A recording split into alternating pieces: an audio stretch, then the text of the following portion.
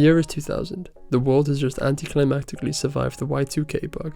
Harold Shipman was finally brought to justice, and the PlayStation 2 was released.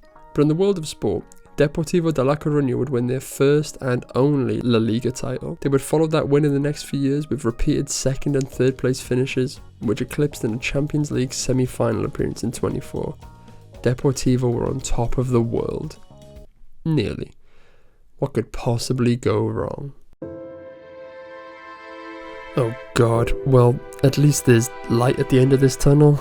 Well, this seems like the perfect team to rebuild, and with a solid mid-table prediction, we're in a good position to get Deportivo back to the top of Spanish football. Here's the squad, led by Jeremy, who is likely the best player in this division. Cruz on the other side is a classic technical Spanish winger, and with former Arsenal youth player Charlie Patino, we certainly have some nice players to build around. And with a non-existent budget, it's going to be these boys who are going to guide us through this season.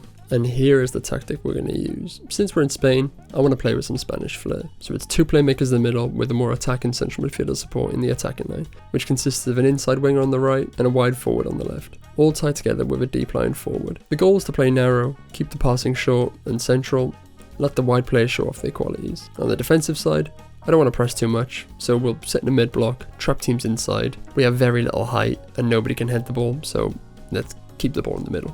I also want to play around with some set pieces, so on corners, because of that lack of heading, we're going to keep them short, and we do have a couple of long throwers in the team, so let's give that a try.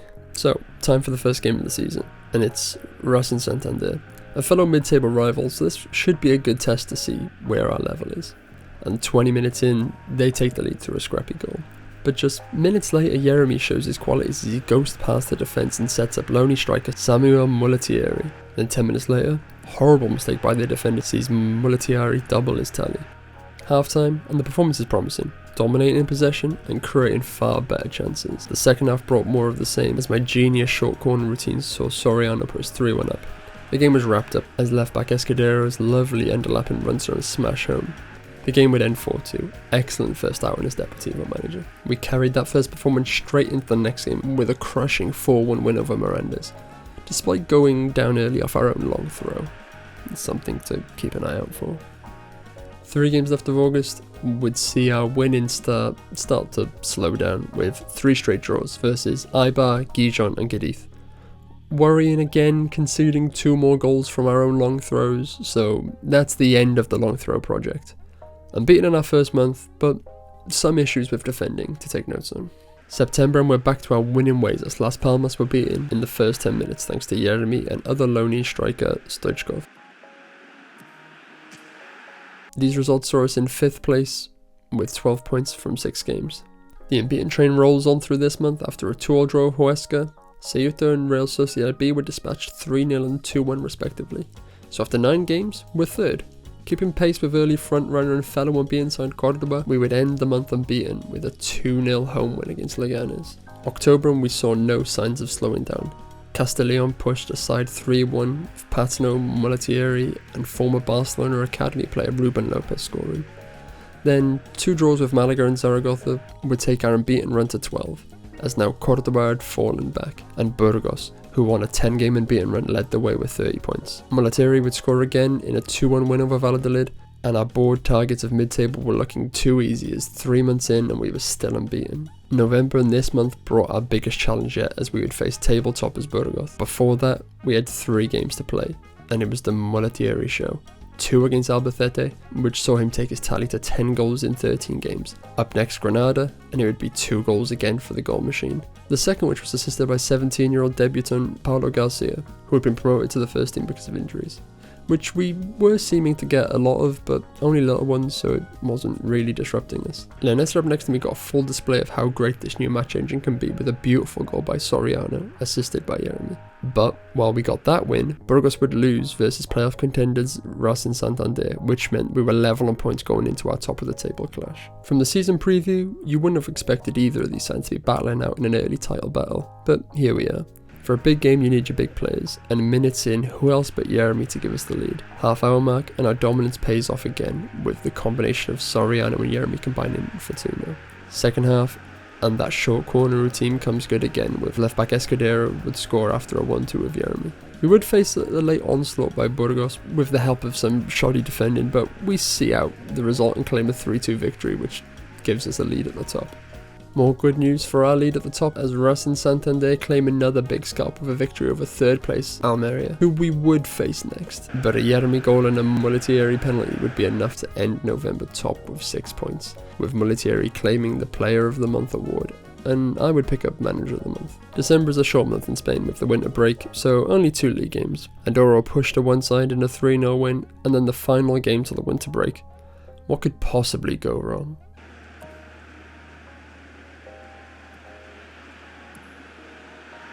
Well, congratulations for Cordoba for being the first team ever in FM to have a player cut a ball across rather than smashing it into the side net.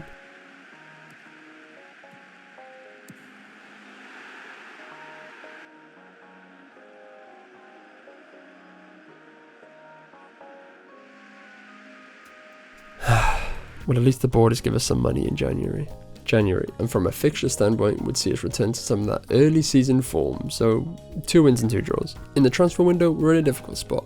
Our team is strong, and since we're in the second division, we can't find many upgrades that will want to drop down a division, and we don't want to waste our money when we're eyeing up a promotion this season, but we do have an old squad, and a bunch of them will be leaving at the end of the season because I'm not giving a 35-year-old a new contract.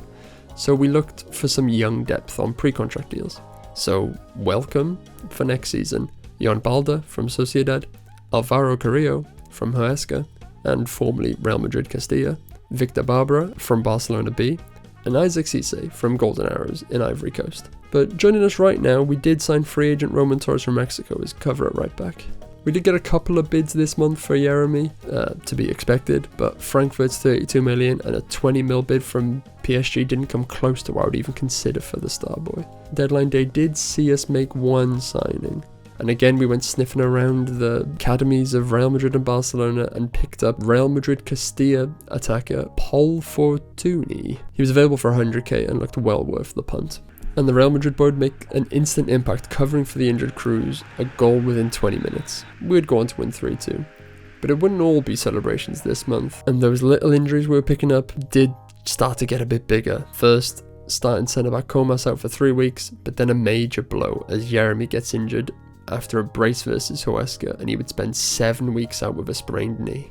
And with that bad news, to raise spirits in the squad, or more so just with me, we signed former Chelsea goalkeeper Mendy on a free, and only on $2,000 a week. Bachmann was only on loan and pretty much had not saved a shot all season, so although Mendy wouldn't play this year, it was a nice keeper to have potentially as we planned for life back in La Liga. March started the run of games without Jeremy, and it would start about as bad as it possibly could. 3-0 down to Ceuta. What the hell is Bachmann doing? We absolutely dominated them, but lose 4-3. Just look at those stats. Thanks Bachmann for the 6.2. I can't wait till I get to play Mendy. Oh, I'm definitely going to regret saying that. Up next, Sociedad B. Cruz and Mulitieri have combined so often this season, but without Jeremy in the team, we look so flat, and we draw 2-2. Well, at least our new left back got an assist against us. Next up, bottom of the table Leganes. Surely this team, who went half a season unbeaten, can pick themselves up and beat bottom of the table. Yeah, no, we lose 2-0. Surely Jeremy wasn't holding his team together this much. Next game when we desperately needed to change our form, with Cordoba chasing us down in the table. And before this game versus Castellón, our first choice left back Escudero would get injured in training and is now out for 7 weeks. And as he's 36, that's pretty much his career over. But luckily, we put all that bad news behind us thanks to a masterclass from our right back Loriero. A goal and an assist saw us sneak a 2-1 victory. Paul Fortuny would bag a brace and see us end the month with a win over Malaga, but not before nervously sitting in a low block to see out the game. April, and we needed some good news to pick the squad up. And well, I don't know if they'll care, but our youth intake came in and it was amazing. 6 players with 5-star potential. Some of these players may see some game time before the end of the year. The team had finally started to find their feet in Jeremy's absence, as we narrowly get past Zaragoza and Valladolid, thanks to Fortuny again, who had 4 goals and 4 assists in 7 games. And while we did drop some points in the last month, so did everybody else. So after 34 games, we were sat 11 points clear with 7 to play. And those Romanian fixtures had me worried earlier in the season, as we had to face Burgos, Almeria, and the season closer against Cordoba. Burgos was still in the hunt for a second place promotion spot with Cordoba, but Almeria had slipped away from the playoff. Next up, Albacete, which would see the return of Jeremy. But it would be Cruz who would claim the plaudits as he bagged a brace for the win, and that saw us claim a playoff spot. But we weren't too interested in a playoff spot. We wanted this title, but we would slip up again, ending the month with a draw against Granada. 5 games to go and we still had an 11-point gap. Teamed all but wrapped up. Leonesa next up, and after going 2-0 up early, Cruz suffered an injury. Now typically we'd be worried, but at this point the team is strong and battle hardened after those losses after Jeremy's injury. We saw the game through as 3-0 winners, and I handed a debut to youth intake star Alessandro. And that win saw us claim promotion back to the Liga for the first time since their relegation in 2018. But the party couldn't start just yet. We wanted the title. Next up, 3rd place Burgos. And any worries of a late season collapse were put to bed early, as this season's top goal scorer Mulattieri would score after 2 minutes. And he would later grab his hat-trick in a massive 6-1 thrashing of 3rd place Burgos. Almeria up next, and a point will see us lift the trophy. And in typical FM fashion, in the week leading to this game, we suffer not 1, not 2, but 3 injuries to first team players. Luckily this is already wrapped up. So Almeria, here's the team to lead the boys to glory, and who else but Mulattieri to give us the lead. Almeria would equalise seconds later, but that's it. We claimed the draw, we did it.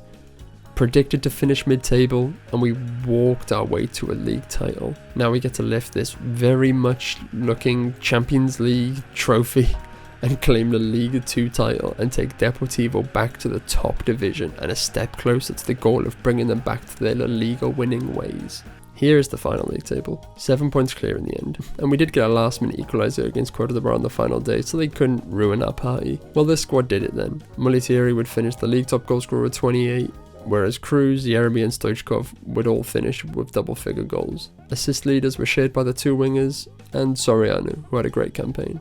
Well then, La Liga is the challenge for next season, and with a healthy budget to improve the squad, who knows what we could achieve in our first season back in the big leagues. With the older squad players leaving, we'll need to improve our first team and fill in the depth. We also need a permanent striker. Maybe Mulattieri will return. On to next season. See you there.